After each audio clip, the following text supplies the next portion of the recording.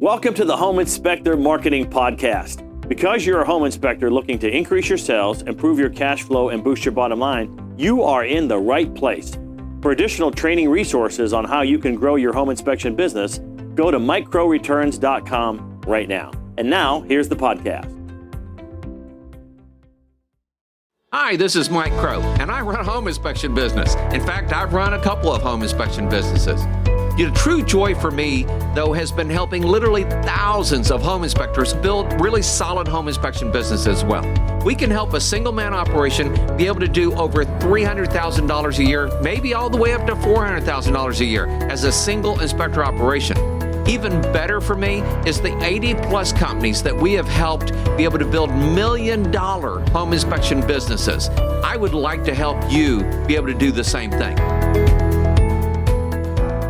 Now, I will tell you that I've given Mr. Vance Morris over here a hard time because he is our resident Disney expert, and I told him, you know, we're trying to hold the questions and the comments to the end, so I'm sure he's not going to interrupt me in the middle of this. That was the warning for him. But at the end, I want to make sure you get his opinions and thoughts on this, because one of the coolest things that Susan and I have done now twice is go to Disney with him. Okay, and watch what he does and how he does it and some good stuff like that. All right, we are now working on, I believe, the strategy number 6 or chapter 8. Does that sound right to you guys? So this one is called Learn the Truth. All right, and I may actually combine a couple things here, because I may. Let's see, I have about 20 minutes, and what I want to try to do is space this out, because there's actually this and a small piece of the next chapter I want to talk with you about as well. One is get out and about routinely. Okay.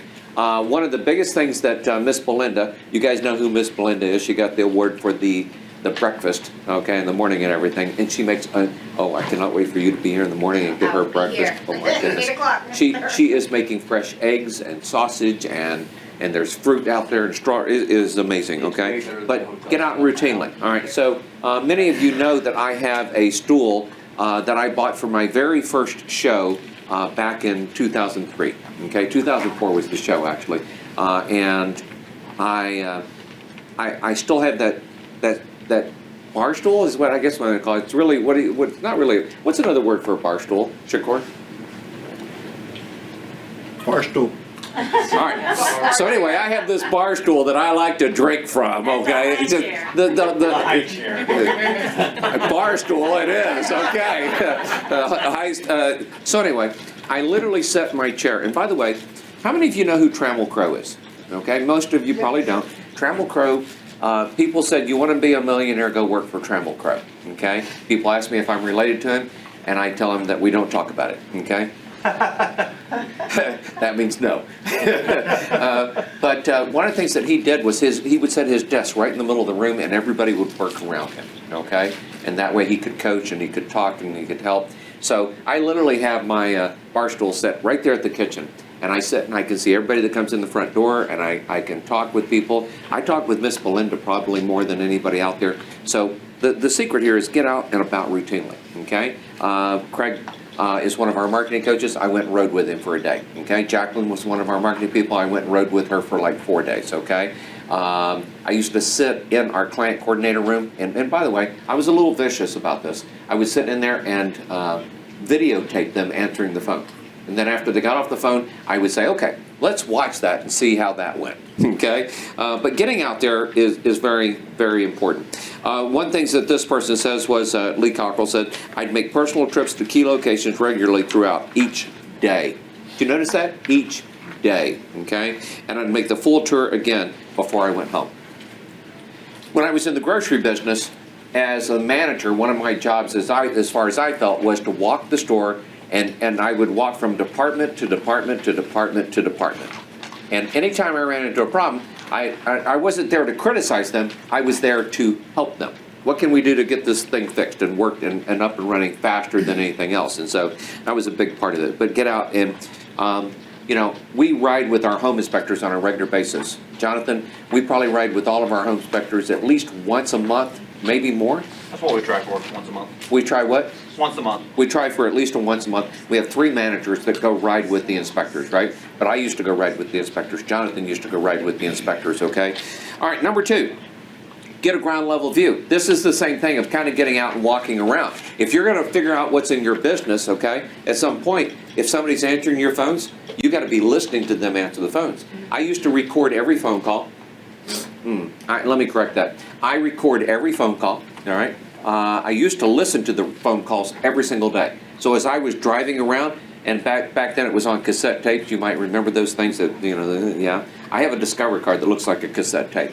It should have a pencil laying in front of it, so I can, anyway. But get a ground level view. And I listen to the phone calls all the time. Jonathan, I listen to his phone calls on a regular basis. Sometimes when I want to be really, really mean, I say, hey, Jonathan, pull up some phone calls. Let's listen to them together, okay? We usually get through 4 or 5 of them before he goes, I need to go talk to the office, all right? And by the way, our office isn't perfect. I don't expect it to be perfect. But listening at that ground view is very important, okay? Next, meet regularly with direct reports. Meet regularly with direct reports. And he says people, processes, and projects. And then profit, okay? Davey, he got this one right. Maybe I would have learned it from him if I hadn't learned it from you, or I probably would have skipped over it because I didn't know you, okay? Here's you have to understand again, Susan and I, when we grew up, we were poor, okay? And we thought that rich people were greedy. We went to church, they told us that, the love of money was the root of all evil, okay? I have now learned the more money you have, the more people you can help. And Susan and I, literally, a lot of times we'll go to a restaurant and we'll get a $30 meal and we'll leave a $30 tip. That's my form of charity because I know that person's in there, they're working hard, at least they're working, I got to give them credit for that. And so it's kind of fun because for some of you guys that don't know, Thursday night we're going to a really cool place for dinner.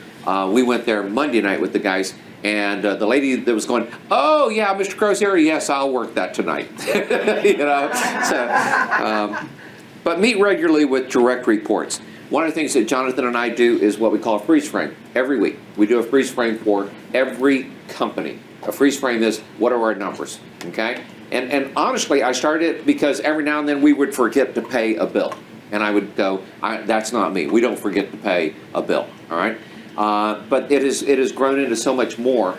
And one of the things I asked Bree, when I started meeting with Bree, one of the things I asked Jonathan is, what's our top 5 metrics? So when I met with that president of the company, I said, what are the top 5 metrics you measure? He couldn't tell me. I said, well, it's going to get worse then. He said, what? I said, what are the top 5 metrics for all 17 divisions of your company? He didn't have a clue, okay? So I said, if you don't have a clue, how do your managers have a clue? Have you asked the managers in those departments what their top 5 metrics are? Now, the company that had hired me, and I went out there, again, just recently, about less than a month ago, for a second visit. Boy, I will tell you, some things really changed from the first visit to the second visit. I came in, people were going, my top 5 metrics are, okay? And by the way, here's what I've accomplished this last time with you. And of course, my thing was, well, thank you for noticing. Okay, please make sure that the owners know so that maybe they'll invite me back. Okay, and then the other is assemble small groups. One of the most effective ways to gather information is to bring employees together to talk. I find that groups of 10 or 12 people is the best size. I love mastermind groups because one of the things is that I learn stuff from it, but the truth is, you all learn from each other as much as I bring to the table in a lot of cases as well. And it's so much fun with that. If you have less than 12 people, then great. Most companies go in different stages. We tell people in the home inspection business, 1 to 3 inspectors is first gear.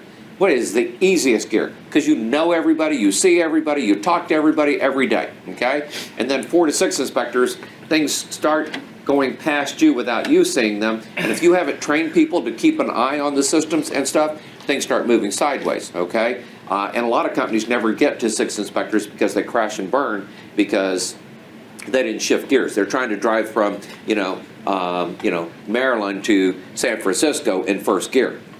Can you do that? Can you drive from Maryland to San Francisco in first gear in your car? Can you put your car in first gear and drive there? Sure. Yeah, sure you can.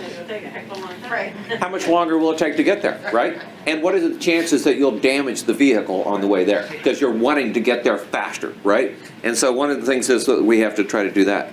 The other thing you have to do is try to make people feel safe.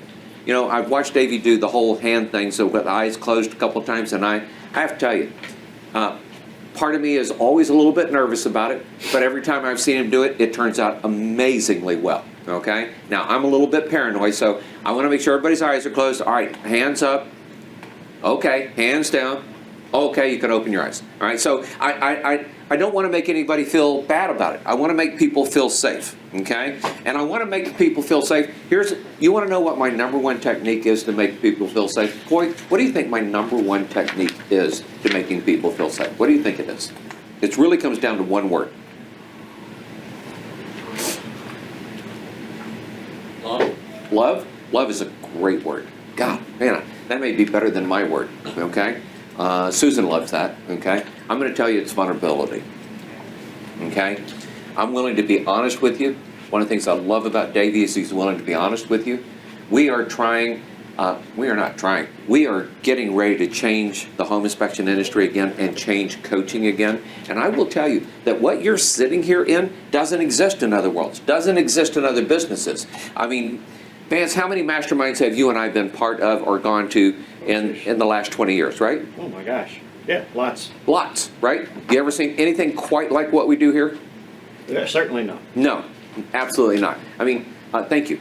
How many masterminds have you been to that bring in your handmade coffee for you at around 2 o'clock? Okay, I don't know any. All right, but again, it's part of that love. Okay, if I want it for myself, then maybe other people want it too, and so we're willing to try to do that. And then Miss Belinda makes that come real. All right. One of the things that he also did for his people in the truth category, and let's just refresh our memories here, okay? The name of this chapter to some degree is Learn the Truth. Learn the truth, all right? How do you learn the truth from people? Do you think if you ask them, they're going to tell you the truth all the time? No. Okay? I have 4 kids. Trust me. Learning the truth sometimes is a chore, right? And in employees, it's the same thing. And with coworkers, it's the same thing, right? People tell you what they think you want to hear, more likely than anything else.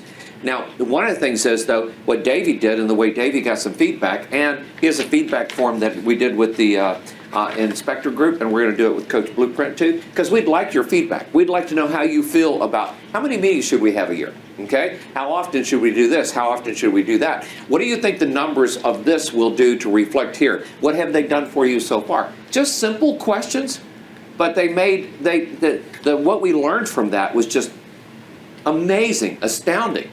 Now it will be really interesting, Davey, to see if there's a huge difference between one group and the other. And that may mean that we have to restructure completely, okay? I will tell you this.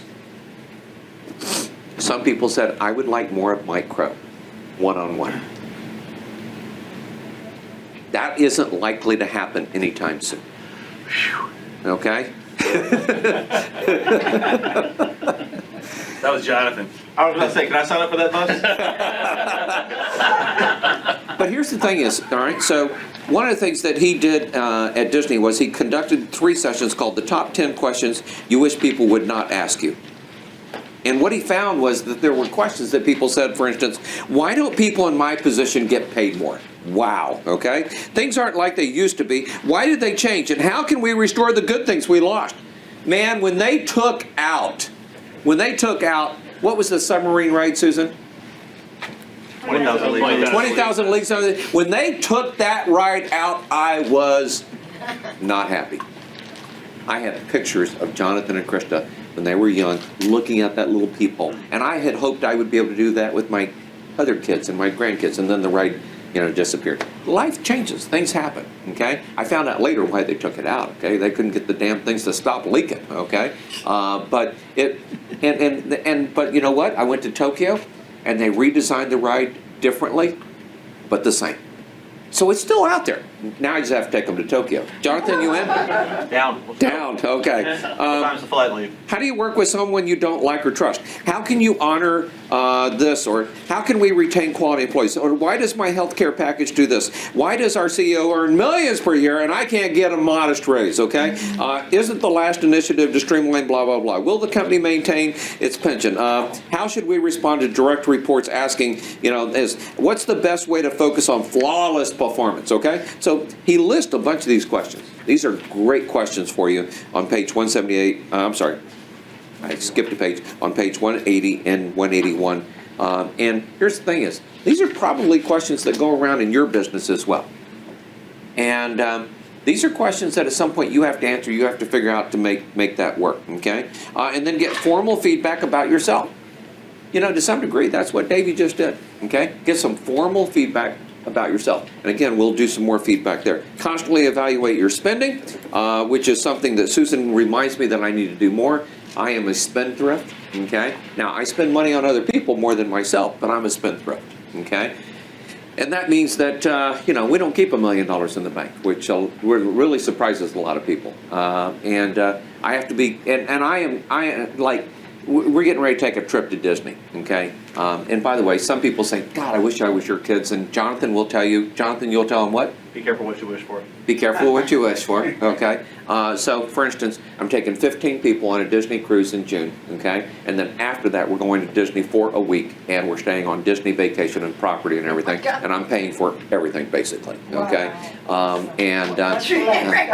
Yeah. So, and if I told you what it cost, some of you would fall out of your chair, okay? And so you have to keep an eye on your spending. And it's one of the things I love about Davey because, you know, that whole get paid part, somehow I missed that a little bit, okay? And when I was poor, you know, being able to have money changed the whole perspective. Now, the best book I came across on that was The Richest Man in Babylon. Thank you. I was getting ready to ask somebody what that was. But The Richest Man in Babylon completely changed my life in that regard.